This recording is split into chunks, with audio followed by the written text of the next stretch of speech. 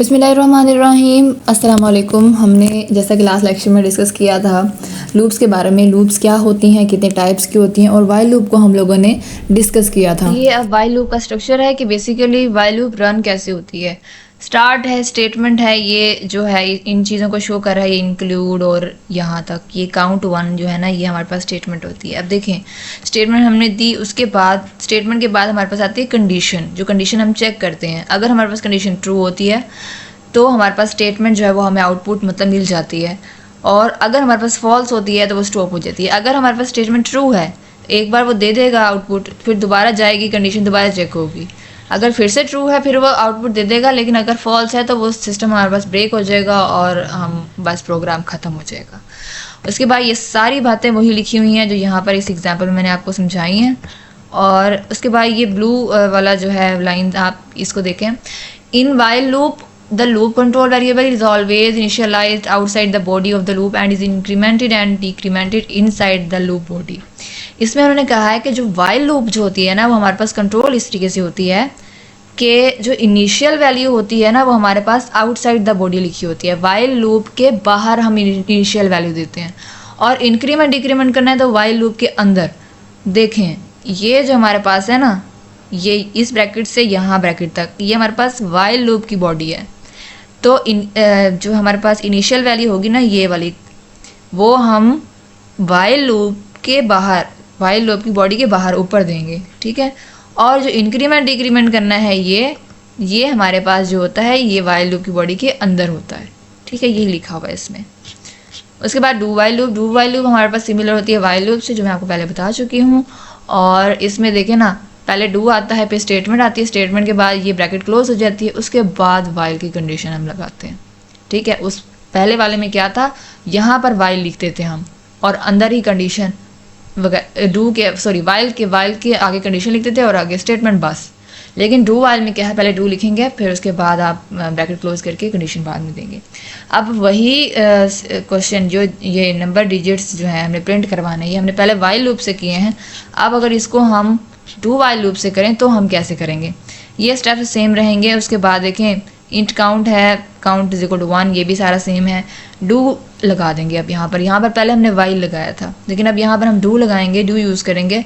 फिर ब्रैकेट है, प्रिंट है, डू काउंट, ये भी स्टेप सेम रह जाएंगे, लेकिन सिर्फ फ़र्क इतना है कि जो यहाँ से वाइल उठा के हमने यहाँ बाहर लगा देना है बस, और यहाँ डू लगा देना, ये हमारे पास डू वाइल हो जाएगा। उसके बाद ये स्टेटमेंट ट्रू होगी तो प्रोग्राम चल जाएगा, फॉल्स होगी तो प्रोग्राम ख़त्म हो जाएगा। ये सारी बातें वो लिखी हुई हैं। उसके बाद अब एक एग्जांपल दी हुई है, इसमें उन्होंने कहा है कि आप एक ऐसा प्रोग्राम रन करवाएं या एक ऐसा प्रोग्राम लिखें कि जिसमें हमने ना यूज़र से पूछना है कि उसका टेलीफोन किस स्टेट पर है। देखें, हमें पता है हमारा टेलीफोन या तो काम कर रहा होता है या डेड होता है, दो ही कंडीशंस हो सकती हैं। तो हमने भी ऐसे प्रोग्राम बनाना है। एक write a program that reads the current state of telephone line, the user should enter W for working state और D for dead state. User को हमने बताना है कि अगर आपका टेलीफोन काम कर रहा है तो आप W लिखें, अगर आपका टेलीफोन काम नहीं कर रहा तो D लिखें आप, ठीक है। ये भी हमने मेंशन करना है। Any input other than W और D के अलावा कोई भी इनपुट अगर यूज़र देगा तो वो इनवैलिड कंसीडर होगी।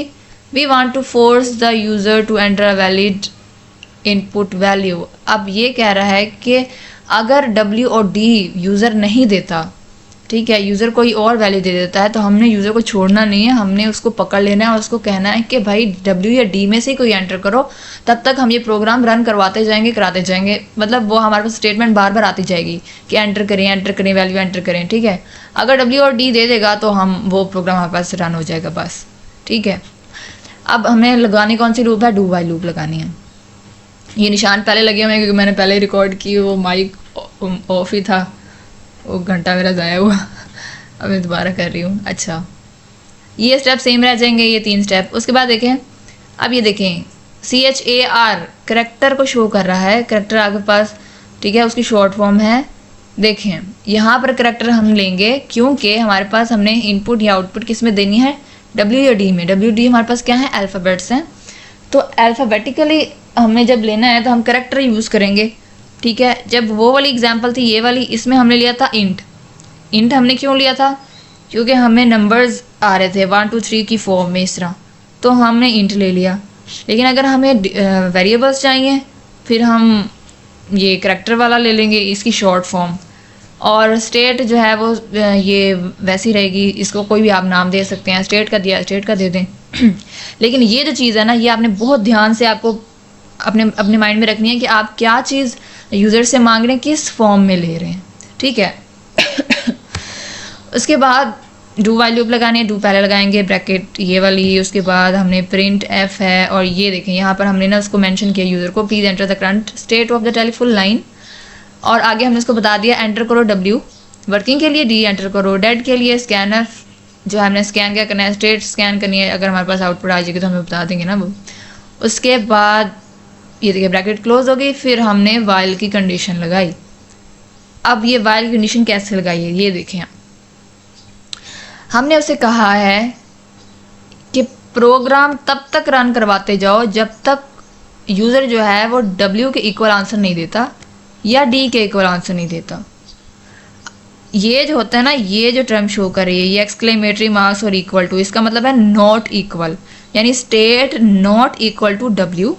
एंड लिखने के लिए 2 बार एंड लगाते हैं प्रोग्रामिंग में, सी लैंग्वेज में, और स्टेट है नॉट इक्वल टू डी। अगर मैं यहाँ पर मतलब मैंने प्रोग्राम रन करवाया ये, और मैंने यूज़र जो है, यूज़र ने ई इनपुट कर दिया, ए इनपुट कर दिया, बी इनपुट कर दिया, कुछ भी एक नंबर डब्ल्यू और डी के अलावा कुछ भी इनपुट कर दिया, तो क्या करेगा वो, दोबारा से आपको यही स्टेटमेंट, ये वाली स्टेटमेंट जो है ये दोबारा देगा कि ये एंटर करें आप। फिर अगर उसने कोई और एंटर कर दिया फिर दोबारा ये दे देगा, फिर दोबारा ये दे देगा, इस तरह कर करके। अगर फिर जब जाके अगर वो डब्ल्यू वाली स्टेटमेंट देगा, एंटर करेगा या डी एंटर कर देगा, तो आपके पास ये प्रोग्राम बाहर आ जाएगा, वो कहेगा ठीक है ओके बस अब ख़त्म हो जाएगा। लेकिन जब तक वो ये नहीं देगा तब तक वो इनवैलिड देता रहेगा कि नहीं दोबारा एंटर करें, दोबारा एंटर करें, दोबारा एंटर करें, इस तरह। ये सारी बात वही लिखी हुई है, ठीक है। अब वाइल लूप और डू वाइल लूप में डिफरेंस क्या है। वाइल लूप जो होती है उसमें क्या होता है, हमारे पास या तो प्रोग्राम रन कर सकता है, may or may not execute depending on the evaluation of the test condition. While loop में क्या है, आपके पास पहले कंडीशन चेक होगी, अगर कंडीशन ट्रू है तो प्रोग्राम रन होगा, अगर नहीं होगा कंडीशन ट्रू तो प्रोग्राम एग्जीक्यूट नहीं होगा। लेकिन डू वाइल लूप में क्या है, एक बार जो है ना वो रन हो जाएगी पहले, first the body of loop is executed then the test condition is checked and is always executed at least once. अब ये देखें ना, यहाँ पर क्या था कि हमने डब्ल्यू एंटर कर दिया ना, जब डब्ल्यू एंटर कर दिया पहले हमने, उसके बाद उसने कहा कि ये चेक किया ना डब्ल्यू इसके इक्वल है या नहीं है। अगर हम पहले लिख देते, पहले वो चेक ही नहीं करता, फिर वो जाता ही ना उसमें, इस कंडीशन पे ही ना आता। तो इसलिए जो है ना डू वाइल इस तरह यूज़ होती है। आज का हमारा लेक्चर यहीं पर एंड होता है। नेक्स्ट लेक्चर में हम लोग फर्दर इसका नेक्स्ट कंसेप्ट्स पढ़ेंगे, लूप्स के बारे में ही है सारा चैप्टर। तो मिलते हैं नेक्स्ट वीडियो में। अल्लाह हाफ़िज़।